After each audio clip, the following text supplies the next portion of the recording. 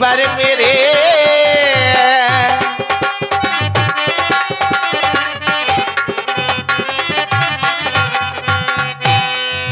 आज आए हैं सम्मुख में मुनि बर मेरे, भाग जाके हमारी जो दर्शन मिले।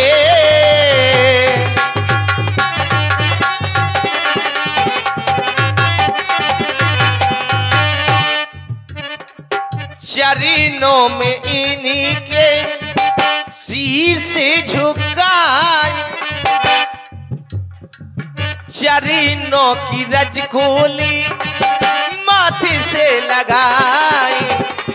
जीवन अपना सुखले बनाए, जीवन अपना सुखले बनाए।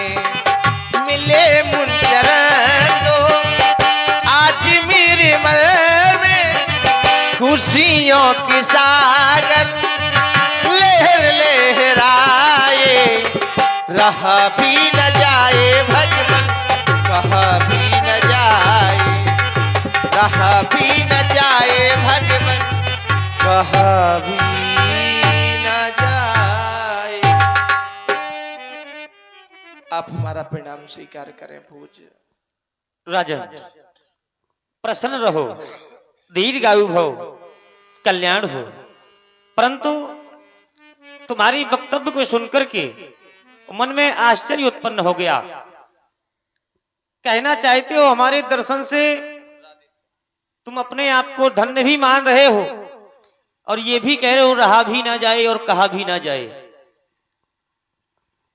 तो राजन पूज्य मैं स्पष्ट कभी कभी मानव की गति ऐसी हो जाती है कि उसकी मानसिक जो शक्ति होती है वो स्थिर हो जाती है। व्यक्ति कितना भी गुणवान क्यों ना हो, लेकिन कभी कभी फैसला लेना बहुत मुश्किल।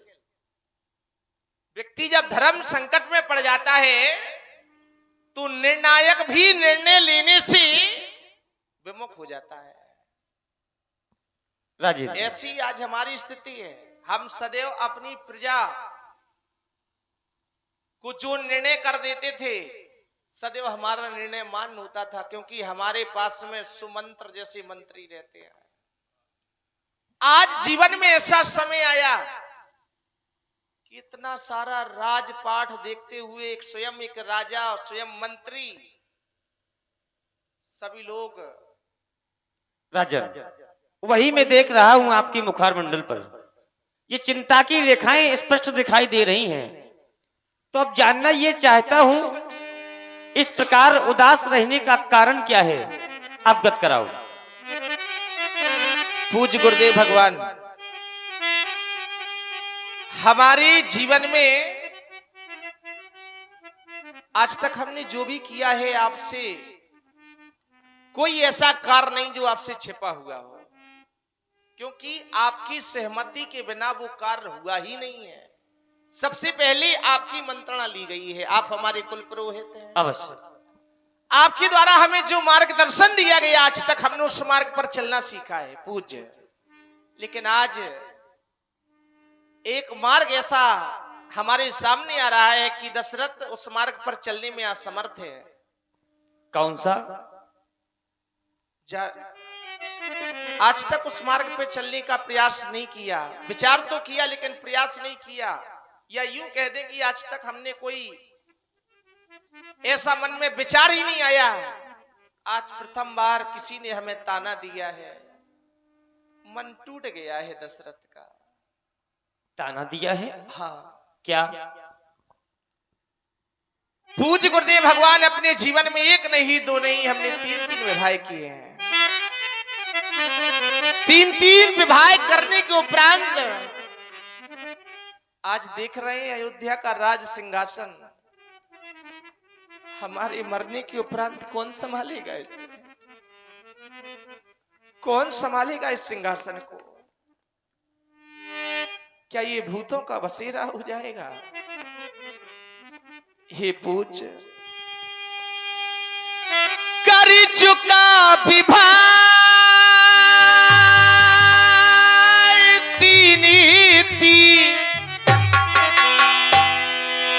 फल उसका ये अब तक मिला नहीं। हे चौथा पनियानी वाला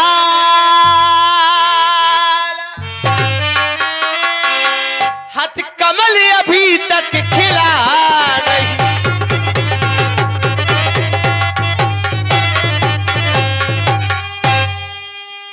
न जानी के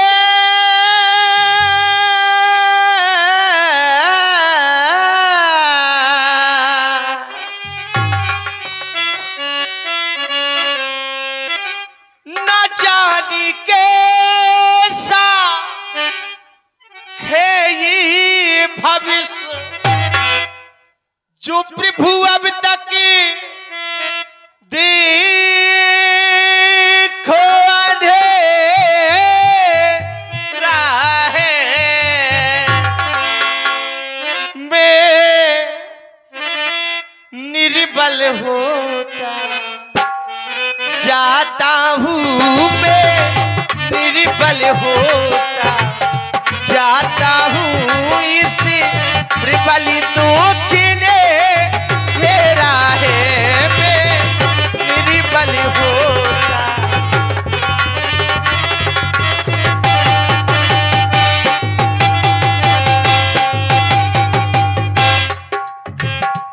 वो दरुबर भी क्या दरुबर है,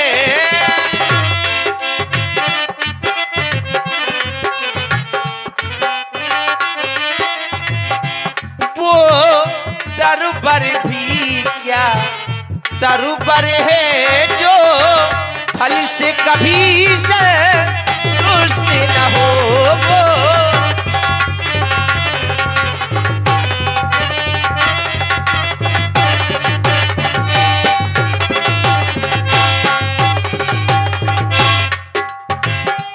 वो जलचर भी क्या जलचर है, ऐसा जल किस काम का जो एक प्यासे व्यक्ति को जल न मिल सके। ऐसा धन किस काम का जो गरीब कन्याओं को भोजन न करा सके, विवाह न करा सके। ऐसा ऐश्वर्य किस काम का जो अनाथ व्यक्तियों को शरण न दे सके। वो जलचर भी क्या जलचर है जो जल से कभी संतुष्ट न हो।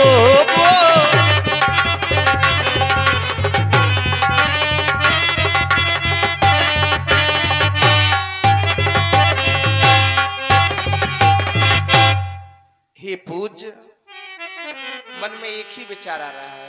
क्या? सब कुछ देख लिया है, मुख्य उद्देश्य आने का हमने अपना जीवन जिया है। व्यक्ति सब कुछ प्राप्त कर ले, संसार में कोई कमी ना हो, उपरांत उसे इतना करके जाना चाहिए जिससे उनके पितरों का तर्पण पहुंचे। संसार में यदि पितरों को जो पार नहीं कर पाया उसे पितर दोष लगता है, और संसार में सबसे बड़ा दोष पितर दोष माना जाता है। यदि अपने पितर दोष से व्यक्ति को बचना है, क्योंकि व्यक्ति का जीवन भी वो जीवन क्या, जीवन भी वो ऐसा जीवन क्या जो से एक पुत्र की प्राप्ति ना हो सके।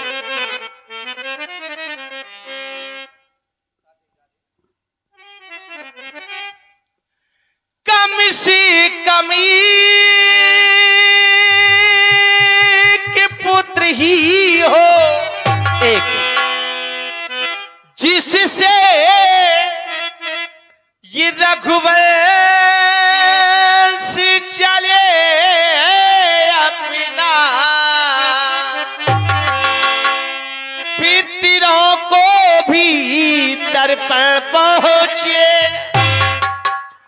आगे का वंश चले अपना।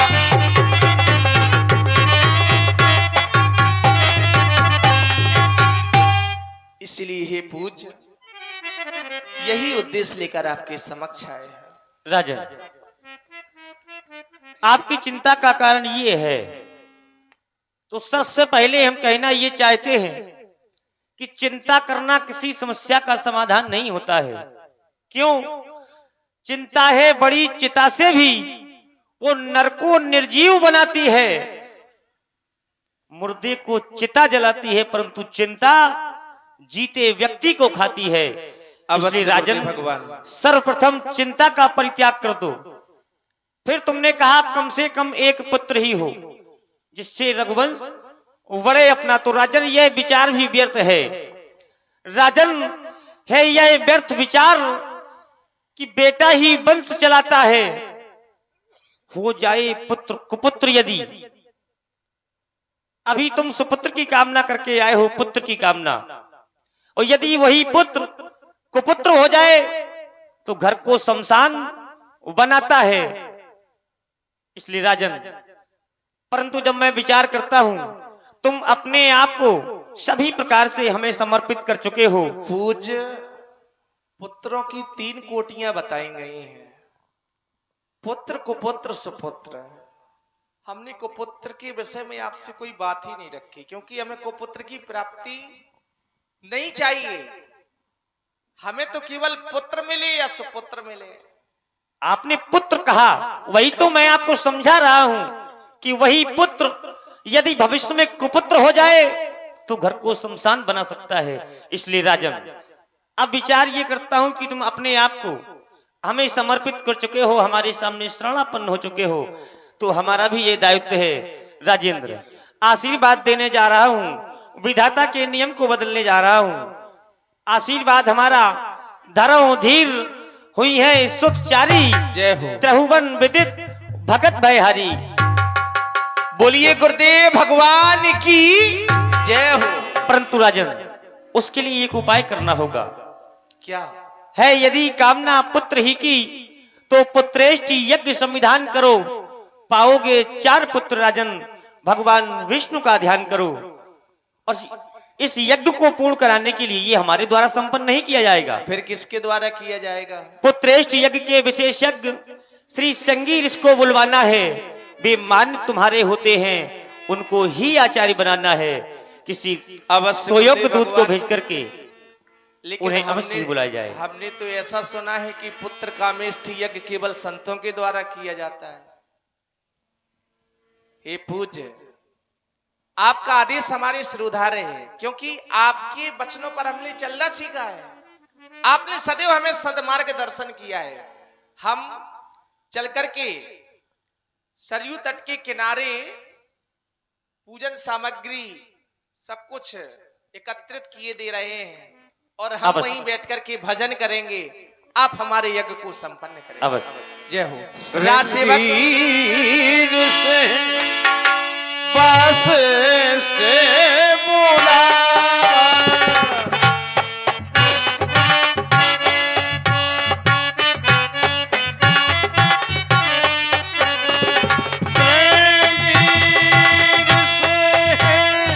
बस बुलावा, पुत्र काम सोम जय के करावा, पुत्र काम सोम जय के करावा।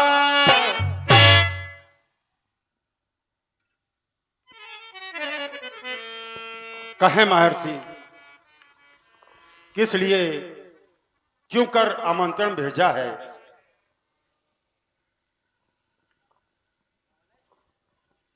ऋषिवर, आज आपको यहाँ बुलाने का विशेष कारण, महाराज दशरथ हमारे पास व्यथित होकर के आए, पुत्र की कामना की।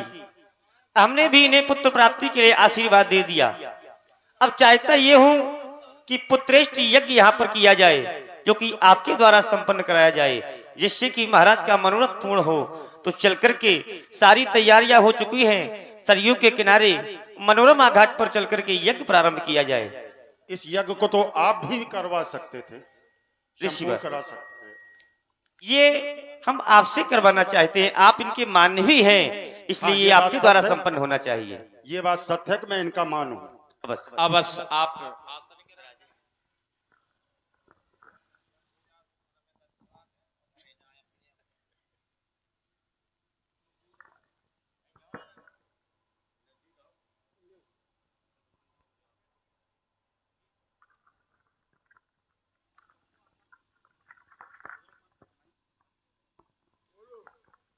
ओम गणानान्तः गणपति गुंहवामहे प्रियानान्तः प्रियपति गुंहवामहे निधीनान्तः निधिपति गुंहवामहे वसोवमुवाहं जानि गर्भधं वा तम जासि गर्भधं वा।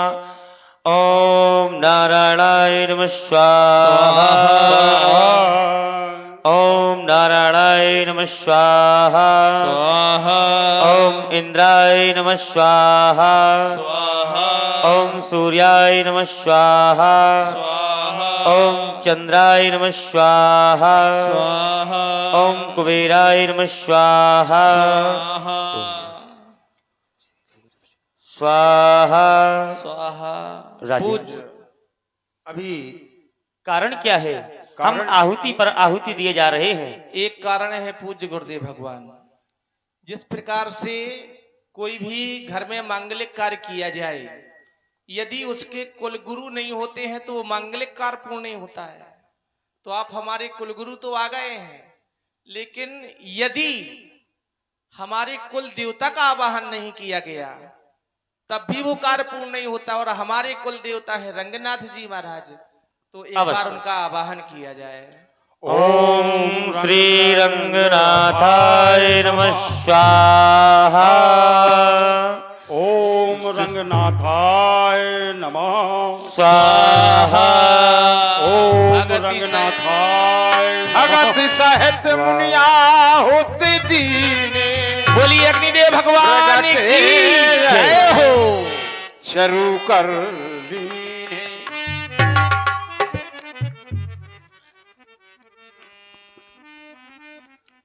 अति सुंदर, बड़े सुंदर विचार, धर्म व्रतों में पारंगत, रूपवान गुणवान सुशील नृप दशरथ, अति सुंदर। आपकी ये भावना, ये कर्तव्य देखकर आज मैं प्रसन्न नहीं परम प्रसन्न हो गया। अचानक आपके हृदय में इच्छा प्रकट हुई, लालसा ने जन्म लिया कि चौथापन आ गया, अभी तक हमें कोई संतान की प्राप्ति नहीं हुई। तो आपने गुरु चरणों का सहारा लिया। बहुत सुंदर, अति सुंदर। समर्पण भाव आपने अपने गुरु चरणों में रखा। आप ही क्या, संसार का कोई भी प्राणी हो, जो भी प्राणी अपने भाव को, या यूं कह दूं समर्पण भाव को गुरु चरणों में प्रस्तुत करता है, उसके सारे मनोरथ अपने आप पूर्ण हो जाते हैं। आपके जीवन में ही नहीं, मेरे विचार से संसार के प्रत्येक विशेष व्यक्ति के जीवन में गुरु कृपा अनिवार्य है। और जिसके जीवन में गुरु कृपा है, समझिए उसके सारे मनोरथ, सारे काम अपने आप बन जाते हैं। ठीक उसी तरह आपके हृदय में जो लालसा ने जन्म ले लिया, समझिए वो लालसा आपकी पूर्ण हो गई। हाँ, मैं सत्य कह रहा हूं, क्योंकि जो वशिष्ठ कछु हृदय विचारा, सकल काज भा सिद्ध तुम्हारा।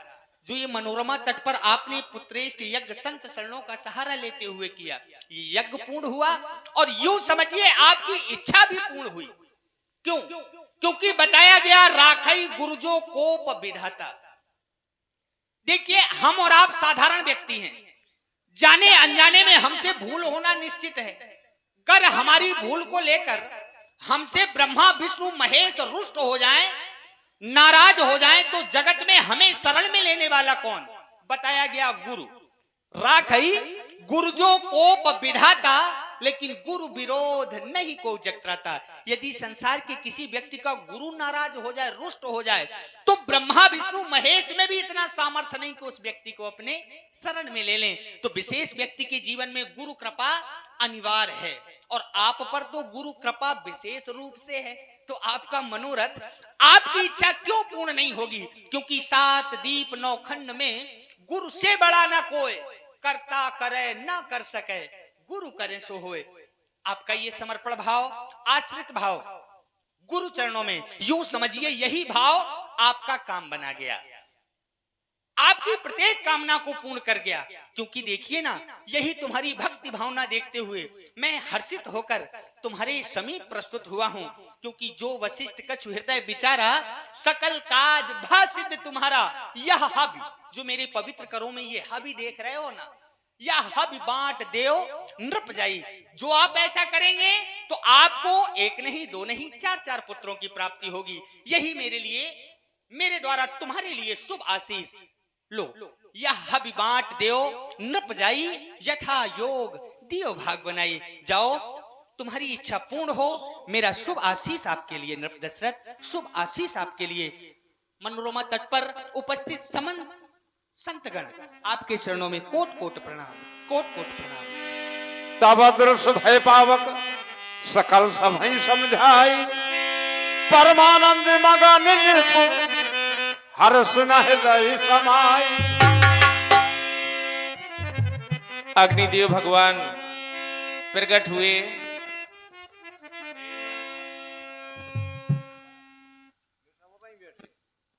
दीपक इधर आओ। तब ही राय प्रिय नारी बुला,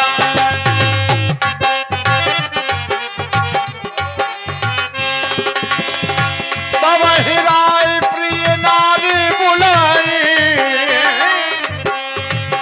कौशल्यादि तहाँ कन्याई।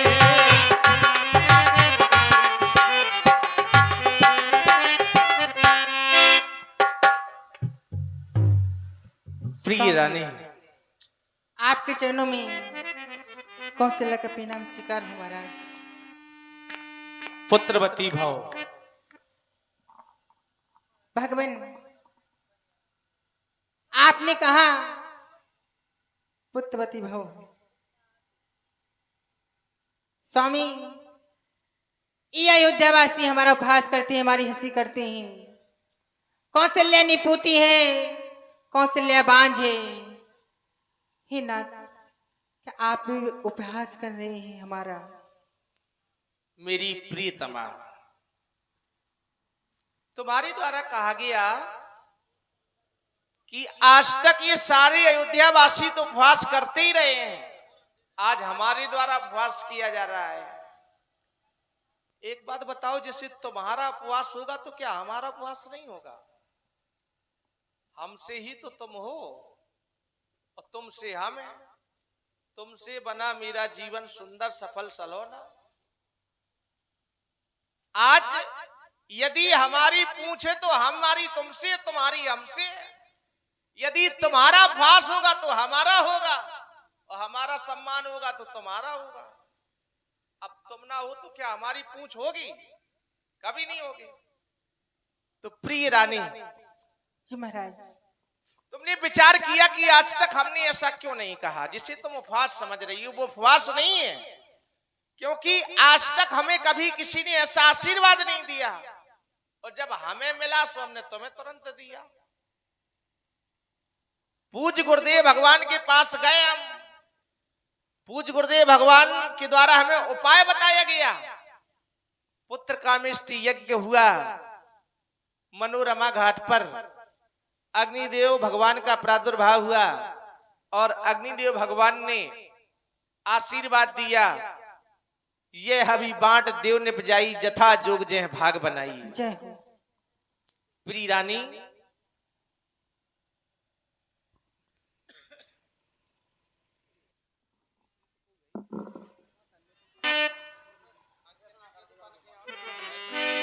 अर्ध भाग कौशल्या दीना, शोभे भाग आते कर कीना कह कई कहने तू सो गई रहो शोभे भाग पूनी बयू। जो अयोध्या में कभी शहनाई नहीं बजी है, हाँ महाराज। अवश्य बजेगी, बजेगी न शिवानी? हाँ बजेगी, बजेगी।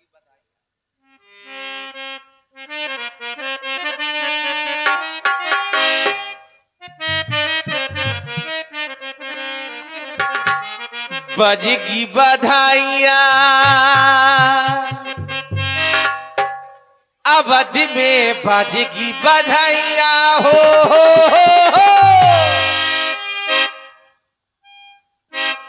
माता बनेगी तीनों रानियां, बजेगी बधाइयां अवध में बजेगी बधाइयाँ, माता बनेगी तीनों रानियाँ, बजेगी बधाइयाँ।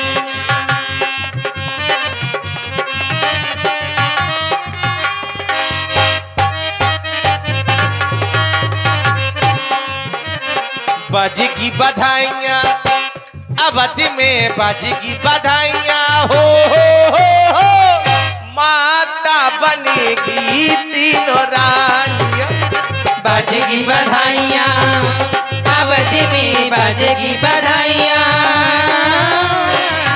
माता बनेगी तीनों रानियाँ, बजेगी बधाइयाँ।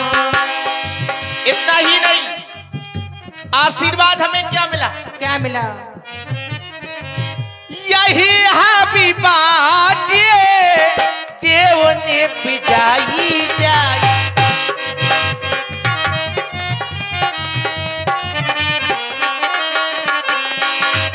जथा जोगी यही भागी बनाई बनाई।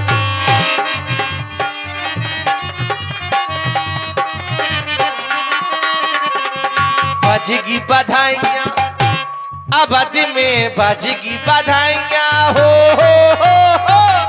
माता बनेगी तीनों रानियां, बजेगी बधाइयां।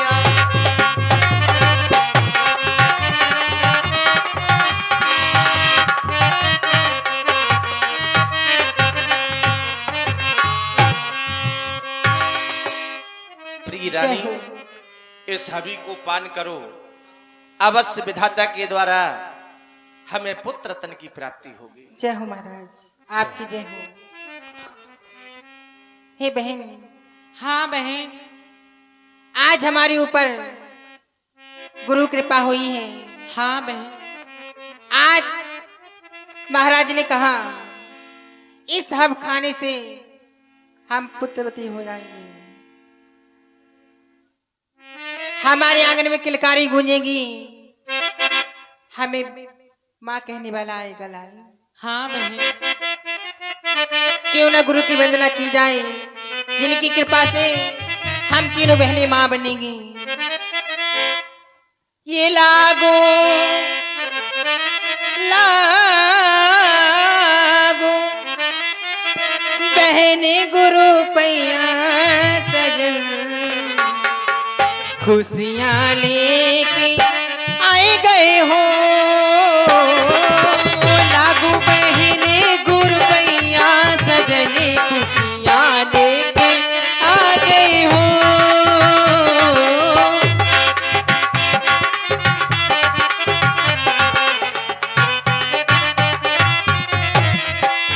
लागू बहने गुरु पैया सजने, खुशियाँ लेके, हाँ खुशियाँ लेके, हाँ खुशियाँ लेके आए गए हो। लागू बहने गुरु पैया सजने, खुशियाँ लेके आ गए हो। तो बहन के गोबीरा मांगे लो मोरी बहना, तो बहन के मांगइयो मोरी बहना, मांगइयो मोरी बहना।